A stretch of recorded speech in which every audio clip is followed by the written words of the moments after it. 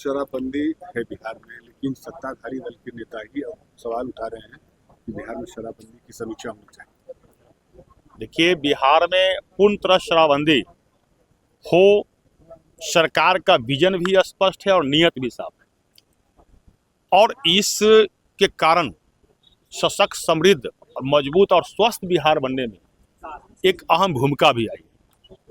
लेकिन बिहार में पूर्ण तरह शराबबंदी हो, और शराबबंदी अगर पूर्ण तरह नहीं होती है तो अन्य सूखा नशा का भी स्वीकार यदि युवाओं हो रहे हैं, तो इस पर सरकार ने, अब आम जनता भी और हम सब भी चाहते हैं जो पूर्ण तरह बिहार में शराबबंदी लागू हो, इस सरकार भी चाहते हैं। नहीं, समीक्षा की बात तो आपके विधायक बड़े मांझी जी उठाते थे, अब माधवानंद उठा रहे हैं। अब माधवानंद जी उठा रहे हैं। मेरा मानना है कि बिहार में सरकार सजग है कि पूर्ण तरह नशाबंदी हो बिहार के अंदर।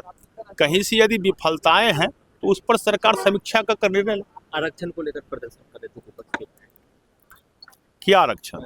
65% आरक्षण लागू किया गया। ये बिहार में विपक्ष के लोग जो है और देश में, ये व्यक्ति केवल हाथी के दांत दिखाने के लिए कुछ और है और खाने के लिए कुछ और है।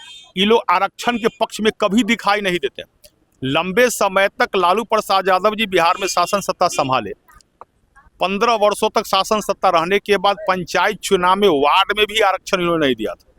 2006 में जब एनडीए की सरकार बनी तो उस समय पंचायत चुनाव में 50% आरक्षण दिया गया। आज तो दलित समाज के बेटा और बेटी राज्यपाल से लेकर राष्ट्रपति तक बनता है, जब से देश के प्रधानमंत्री नरेंद्र मोदी बने हैं तब से। तो हम समझते हैं जब आरक्षण देने की बारी होता है तो ये राजद के लोग, विपक्ष के लोग उस समय आरक्षण छीनने के काम करते हैं। लंबे समय तक देश में कांग्रेस की सरकार रही। बाबा साहब डॉक्टर भीमराव अंबेडकर जी को सबसे ज़्यादा अपमानित करने का कुछ काम किया तो यही कांग्रेस के लोगों ने किया। बाबा साहब को भारत रत्न तक भी नहीं दिया, और यही कांग्रेस, यही विपक्ष के लोग आरक्षण के पक्ष में हाथी के दांत दिखा रहे हैं, जबकि हाथी के दांत खाने के लिए कुछ और होता है और दिखाने के लिए कुछ और होता है। इसलिए इनके कथनी और करने में काफी फर्क है। मंत्री जी, सवाल है कि आप लोग भी विकास के लिए विजन है और न उनका कोई स्पष्ट लक्ष्य।